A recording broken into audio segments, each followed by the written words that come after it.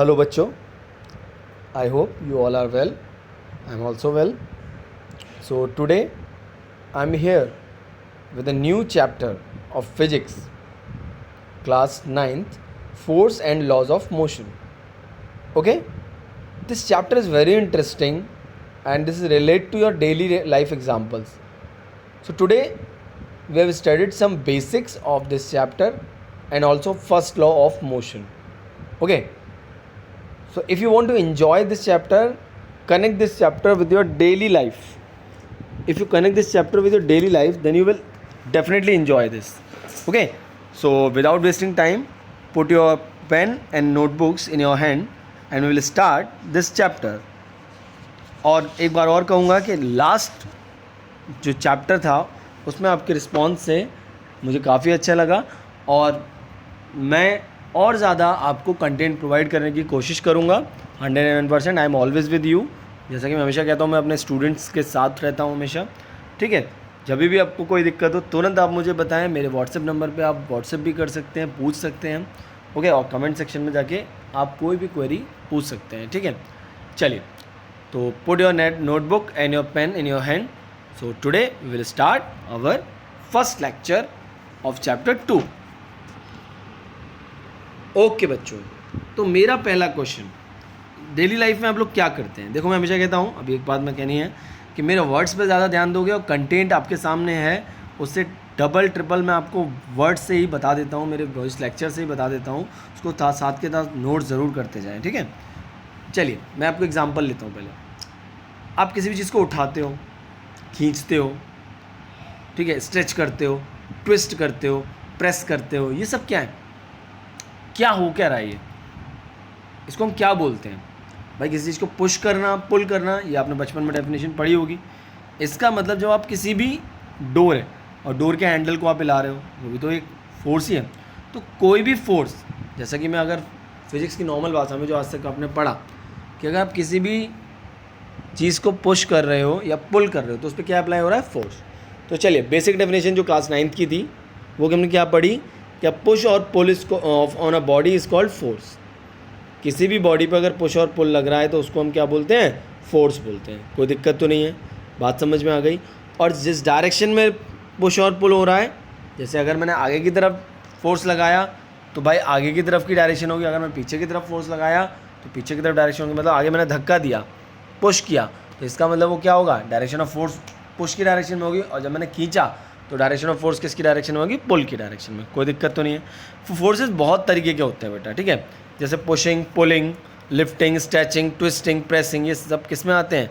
Force में आते हैं. और अगर आपको और कोई भी लगता है तो आप मुझे ज़रूर बताइएगा और कौन से फोर्सेस आपने देखे. चलिए, तो अ पुश और pull is on a body is called force, जैसा कि मैं हमेशा बताता हूँ आपको. ठीक है, तो आगे हम बात करेंगे. तो पुश और pull is called force. Forces are use in our daily life. मैंने बस कि आपको बता दिया. The direction which a body is push और कॉल्ड फोर्स. देखिए, ये भी मैंने बता दिया. पुश और फुटबॉल, तो फुटबॉल जिस डायरेक्शन में आप मार रहे हो, जिस डायरेक्शन में रबर बैंड स्ट्रेच हुआ, तो उसको हमने कौन सी डायरेक्शन बोली? Direction of force. तो इफेक्ट ऑफ फोर्स क्या है बेटा? इफेक्ट ऑफ फोर्स अगर हम बात करें, फोर्स से क्या क्या फ़र्क पड़ सकता है? तो force can move a stationary body.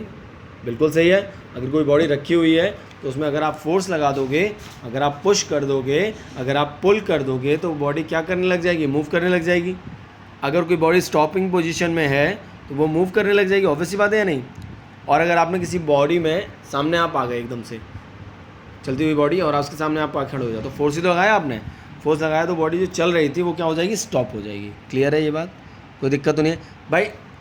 Racket लेते हो आप, रैकेट बहुत तेज़ी से आती है कॉक, और आप एकदम स्ट्राइक करते हो तो वो रुकती ही तो है. वही फुटबॉल एक स्टेशनरी पोजीशन में आपने उसमें लात मारी तो वो एकदम से तेज़ी से गई, तो वो क्या है? मूवी तो की. चलिए, तो फोर्स क्या करता है? चेंज कर सकता है शेप किसी भी बॉडी की. फोर्स चेंज कर सकता है स्पीड किसी भी बॉडी की. फोर्स डायरेक्शन चेंज कर सकता है. भाई आपने इधर मारा, सीधे आप जा रहे थे, आपने फोर्स लगाया कि ईंट पड़ी थी उसको आपने साइड में कर दिया. पड़ी ईस्ट में थी, उसमें आपने फोर्स लगाया, वो वेस्ट में चली गई. या कोई भी एग्जांपल जिसमें आपने धक्का दिया किसी को और वो डायरेक्शन चेंज कर गया, तो ये इफेक्ट भी है. और एक और इम्पॉर्टेंट, शेप और साइज़ को भी चेंज करता है. प्रेस कर रहे हो किसी भी चीज़ को, स्प्रिंग को खींच दिया, भाई आपने खींच दिया तो इसका मतलब उसकी शेप चेंज होगी या नहीं होगी? बिल्कुल होगी सर. चलिए, तो फोर्स क्या है? इन्फ्लुएंस है tends to stationary body in a motion और moving body to a stationary. बात समझ में आ गई होगी। स्पीड और डायरेक्शन चेंज कर देता है सॉरी, बात समझ में आ गई, ठीक है। तो फोर्स क्या है?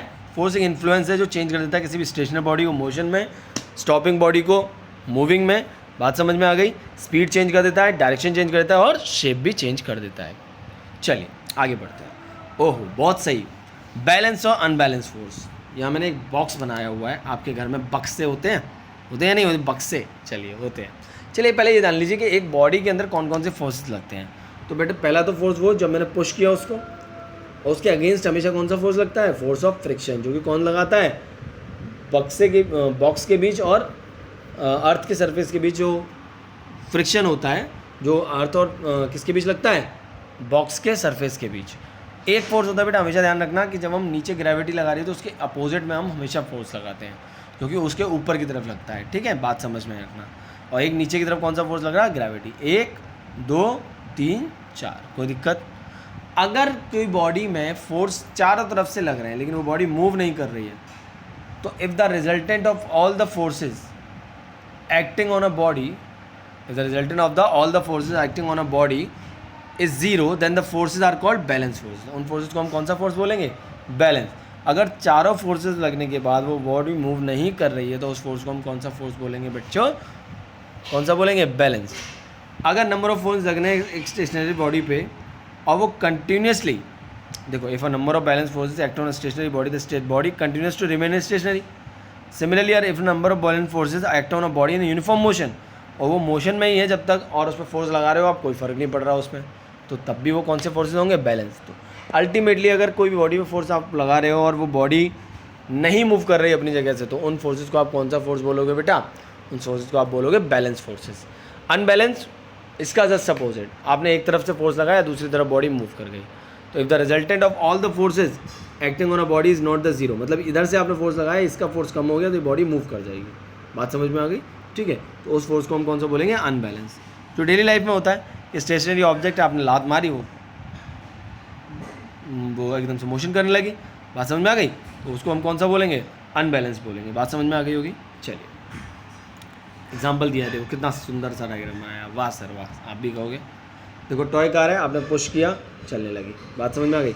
If we release the suitcase from our hand then the unbalance force of gravity नीचे की तरफ लगता है और वो गिर जाता है। और अनबैलेंस फोर्स अगर एक्ट कर रहा है किसी बॉडी में, तो वो या तो मोशन प्रोड्यूस कर देगा या उस बॉडी को स्टेशनरी पोजीशन में ला देगा। ध्यान रखना इस बात को, ठीक है बच्चे। अब देखो न्यूटन के लॉ, यार ये न्यूटन बाबा ने बड़ा परेशान किया, समझ रहे हो। 75 साल की ज़िंदगी में इतने सारे लॉ दे गए बेटा, ये इन्होंने पूरी फिजिक्स, पता है आपको एक फैक्ट बताता हूँ कि पूरी फिजिक्स ख़त्म हो जाती है न्यूटन के 3-4 लॉज पे। एक तो यहाँ पर लॉज हम पढ़ते हैं न्यूटन के, ये 3 लॉज पे, 3-4 नहीं कहूँगा, और वो एक्सटर्नली लॉज हैं, वो आदम बाद में पढ़ने वाले हैं। तो देखो पहला लॉ क्या कहता है, आपसे मैंने भी अभी शेयर किया कि अगर कोई बॉडी मूविंग में है तो वो मूव में रहेगी जब तक कि उस पर कोई फोर्स ना लगा दिया जाए। अगर कोई बॉडी स्टेशनरी में है तो वो स्टेशनरी में रहेगी जब तक कि उस पर कोई फोर्स ना लगाया जाए। तो फर्स्ट लॉ भी यही कहता है, according to first law a body at rest will remain at rest and a body in motion will remain continuous motion in a straight line by an external force to change its state of rest और uniform. Simple word में sorry, तो अगर कोई body stationery position में तो stationery में रहेगी, अगर कोई बॉडी मूविंग पोजीशन में तो मूविंग में रहेगी जब तक कि उस पर कोई फोर्स ना लगाया जाए, एक्सटर्नल फोर्स। बात समझ में आ रही है। और जो बॉडी स्टेशनरी रहती है, जो बॉडी मूविंग रहती है, उसमें ऐसा क्या होता है भाई, ऐसी क्या टेंडेंसी होती है, उस टेंडेंसी को आप क्या बोलते हैं? इनर्शिया। तो बेटा जब बॉडी के अगर रेस्ट में है तो वो रेस्ट में क्यों है, किसकी वजह से? उसमें एक टेंडेंसी होती है या प्रॉपर्टी होती है जो उसको उसमें पोजीशन में रखती है। तो the tendency of a body to remains at rest और if moving the continue moving in a straight line is called inertia.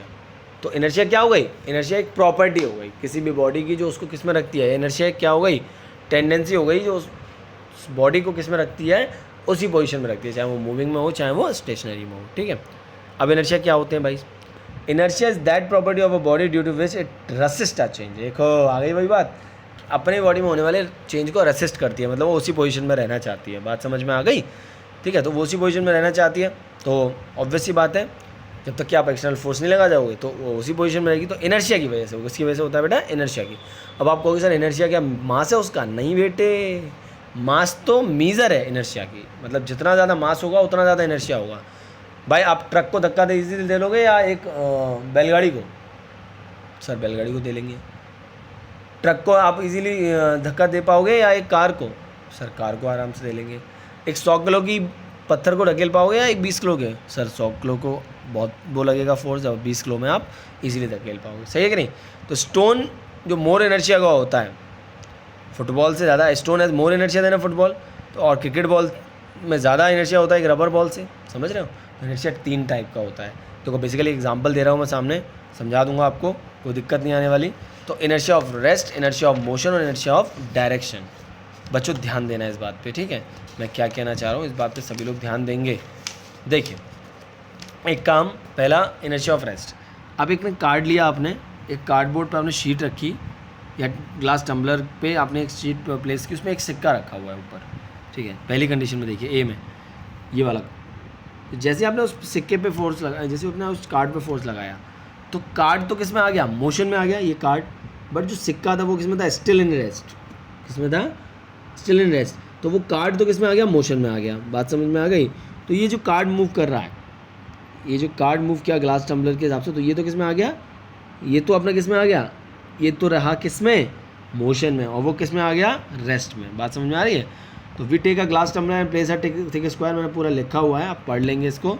तो अब मैं बता देता हूँ एक बार कि ग्लास टम्बलर लिया आपने, उसमें थिक स्क्वायर कार्ड लिया, उस पर आपने सिक्के को प्लेस किया। तो जैसे ही आपने टक किया तो वो टक की वजह से क्या हुआ? कार्ड तो चला गया, कार्ड तो मोशन में आ गया, बट वो सिक्का किस में था बेटा?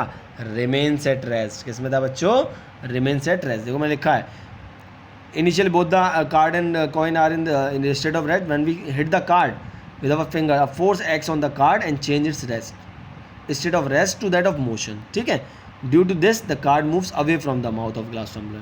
The force of flick however does not act on the coin, so the coin continues to be in the state of rest. बात समझ में आ गई? दोनों बता दिया मैंने।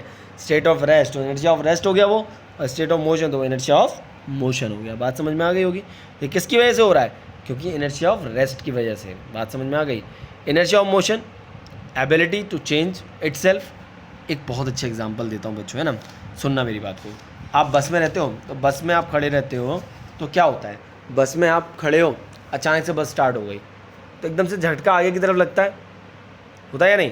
तो वो बॉडी जो रेस्ट में थी वो किस में आ गई? मोशन में आ गई। This is the best example of inertia of motion. बात समझ में आ गई? और एग्जांपल लेते हैं। जैसे आप चल रहे हो, बस चल रही है, आपका जैसे बस ने ब्रेक लगाई तो आपका जो ऊपर का हिस्सा है वो आगे की तरफ चला जाता है। भाई नीचे का हिस्सा तो रेस्ट में ही है, और वो ऊपर का हिस्सा किस में चला जाता है? किस में चला जाता है? मोशन में। बात समझ में आ रहे हो? तो एक चीज़ रेस्ट में रही, एक चीज़ मोशन में रही, कोई दिक्कत तो नहीं है। ऐसे ही इनर्शिया ऑफ डायरेक्शन, जब कार और बस टर्न लेती है किसी भी कॉर्नर पे तो आप एक तरफ झुक जाते हो। देखा है आपने? भाई आपने किसी सर्कल पे अगर मोड़ लिया हो, भाई उत्तराखंड वगैरह गए हो, जम्मू कश्मीर गए हो, तो वहाँ पर बहुत ऐसी सड़कें हैं घुमावदार जहाँ पे जैसे ही आप मोड़ लेते हैं तो आप एक तरफ झुक जाते हैं। तो that is the example of inertia of direction. और बहुत सारे एग्जाम्पल मिल सकते हैं आपको, आप देखेंगे, ठीक है? चलिए, ये तो हो गई किसकी बात? इनर्शिया की। इनर्शिया क्लियर हो गया? बहुत सही। अब एक नया टर्म लेते हैं बेटा, दैट इज़ मोमेंटम। पहले तो इसको एग्जाम्पल से समझो। एक जितनी ज़्यादा भारी बॉल होगी उस पर उतना ज़्यादा फोर्स लगाना पड़ेगा, यस और नो? Yes sir. तो cricket ball is much more heavy than tennis ball. तो क्रिकेट बॉल को आपने फेंका और टेनिस बॉल को फेंका सेम वेलोसिटीज़ के साथ, लेकिन आप क्या देखोगे? भाई साहब क्रिकेट बॉल में लगाना पड़ रहा है भारी फोर्स और टेनिस बॉल में हल्का फोर्स। नहीं, अगर मैं कहूँ आपको दूर तक फेंकना है तो भाई जितना ज़्यादा भारी बॉल होगा उतना दूर तक फेंकना पड़ेगा। तो force required to stop a moving body is directly proportional to smarts. उतना ही ज़्यादा फोर्स लगाना पड़ेगा उनको रोकने के लिए। तो अगर हम दोनों क्रिकेट बॉल सेम मास की हैं तो आप क्या देखोगे? उसको जितनी तेज़ी से आपने फेंका वो उतनी ज़्यादा आगे गई। मतलब दो चीज़ों पे डिपेंड कर रहा है, एक मास पे और एक वेलोसिटी पे। तो इसी मास और वेलोसिटी के टर्म को मिलाकर the force required to stop a moving body is also directly proportional to its velocity. तो the quantity of motion in a body depends on the mass and velocity. गलत तो नहीं कह रहा भैया, कुछ फालतू नहीं पढ़ा रहे हम, देख लेना। चलिए देखिए, तो मोमेंटम क्या है? Momentum is the product of mass and velocity. तो फॉर्मूला क्या आ गया? P is equal to M into V. क्या आ गया बेटे? P is equal to M into. हाँ, तो बेटा मोमेंटम क्या है? मोमेंटम एक तरीके से फोर्स है जो दो चीज़ों पे डिपेंड कर गया, मास पे और वेलोसिटी पे। तो ज़रा देखते हैं, आगे बढ़ते हैं। तो देखिए बेटा, the momentum of a body is defined as the product of its mass and velocity. तो मोमेंटम बराबर हो गया मास इंटू वेलोसिटी। बहुत इंपॉर्टेंट फॉर्मूला है बेटा, सेकेंड लॉ में बहुत यूज़ होने वाला फॉर्मूला है बेटा, ध्यान रखेंगे इस पर, ठीक है। अरे हाँ देखिए, तो P क्या है, मोमेंटम, मास, M, V वेलोसिटी। तो अगर कोई बॉडी रेस्ट में है और उसकी वेलोसिटी भी क्या होगी, ज़ीरो होगी। अगर कोई बॉडी मोमेंटम में है तो बॉडी वेलोसिटी उसके अंदर कहीं ना कोई इनिशियल वेलोसिटी या फाइनल वेलोसिटी उसके अंदर ज़रूर होगी। मोमेंटम कैसी क्वांटिटी है, वेक्टर क्वांटिटी है। क्या कैसी क्वांटिटी है बच्चों, वेक्टर। कैसी क्वांटिटी है, वेक्टर क्वांटिटी है। अरे एक मिनट बेटा, प्रॉब्लम है थोड़ा सा, देख लेते हैं। घबराने की ज़रूरत नहीं है बिल्कुल भी, ठीक है। चलिए, तो अब इसकी ऐसा यूनिट क्या है बेटा मोमेंटम की, किलोग्राम। क्या है, किलोग्राम इनटू, भाई मास की दोगे किलोग्राम, वेलोसिटी की कितने लोग जानते हैं, मीटर पर सेकेंड। सर मैं जानता हूँ, तो मीटर पर सेकेंड, तो किलोग्राम इनटू मीटर पर सेकेंड। और जिसकी दूसरी फॉर्म में क्या लिख सकते हैं हम, ग्राम भी लिख सकते हैं, सेंटीमीटर पर सेकेंड भी लिख सकते हैं, ठीक है। हर मूविंग बॉडी के अंदर मोमेंटम होता है, ध्यान रखिएगा, क्योंकि मास होगा, वेलोसिटी होगी, तो मोमेंटम ज़रूर होगा। आई रिपीट अगेन कि हर मूविंग बॉडी के अंदर मोमेंटम होगा, होना ही है। अब एक बहुत अच्छा सा एग्जांपल लेता हूँ। एक कराटे प्लेयर है बेटा, वो कराटे प्लेयर एकदम से आपने देखा होगा कटक करके तोड़ देता है, और हम नॉर्मली प्रयास करें तो भाई हमारा हाथ ब्रेक हो सकता है इजीली, अगर हम देखें तो।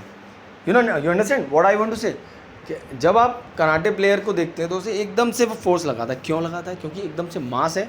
जितना ज़्यादा मास होगा भाई, ऑब्वियस सी बात है, क्यों लगाता है, देखो, this because a karate player strikes the pile of tiles और the slab of the ice with his hand very very fast. तो जितनी वेलोसिटी ज़्यादा होगी, फोर्स उतना ही क्या लगेगा, ज़्यादा लगने लगेगा। बात समझ में आ गई, मतलब उतनी ही आपको फोर्स कम लगानी। फोर्स का मतलब मेरा क्या है, तो P is directly proportional to F is directly proportional to V था ना।